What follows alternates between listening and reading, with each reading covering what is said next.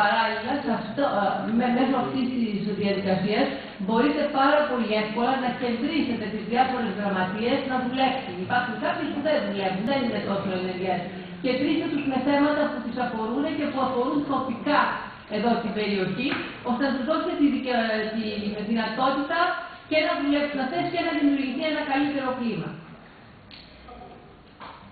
Αυτά όμως που αλλάξανε δεν είναι αρκετά, γιατί πάνω απ' όλα δεν έχουμε αλλάξει ακόμα νοοτροπία.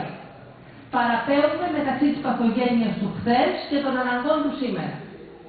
Είναι γεγονός ότι χρειάζονται τομές που θα οδηγήσουν στην καλύτερη οργανωτική δομή, στην επανάκαμψη των πολιτών στις τοπικές οργανώσεις, στις δημοτικές τοπικές οργανώσεις και στην εξυγίανση μακροπρόθεσμα του τόπου. Ο ρόλος της Πολιτικής Επιτροπής, διευρυμένης πάρα πολύ μετά το συνέδριο του Ιουνίου, αλλά εμπολής απαξιωμένης, πρέπει να γίνει πιο σαφής. Πρέπει να γίνουν προσπάθειες, αλλά χρειάζεται ακόμα επιμονή και επιμονή έχουν γίνει και κάποιες. Ο Μέναντρος κάπου αναφέρει ότι άγει δε προσπώς την αλήθεια ο χρόνος. Ο χρόνος λοιπόν σε εμάς, αυτός ο 1,5 χρόνος, και παλαιότερα αλλά και τώρα με τη νέα ηγεσία δείχνει ότι ο πολιτικός λόγος του Προέδρου δυστυχώς δεν φτάνει στη βάση. Γιατί δεν φτάνει, γιατί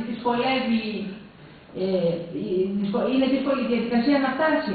Η προσωπική μου εκτίμηση είναι ότι για τη μη διάδοση του πολιτικού λόγου είναι δύο αιτίες. Πρώτον, ότι έχουμε ελάχιστη προβολή από τα κεντρικά μέσα μαζικής ενημέρωσης. Και δεύτερον, ότι δεν έχουμε ενημερωμένα στελέχη. Το γιατί δεν μας παίρνουν τα μέσα μαζικής ενημέρωσης του κέντρου δεν χρειάζεται να σας το πω. Εγώ δεν φροντίσαμε, όμως δεν κάναμε και τίποτα στο παρελθόν και τότε που ήμασταν κυβέρνηση για να τα έχουμε κοντά μας.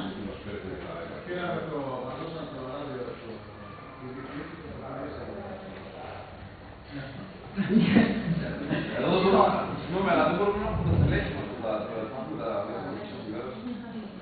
Ναι.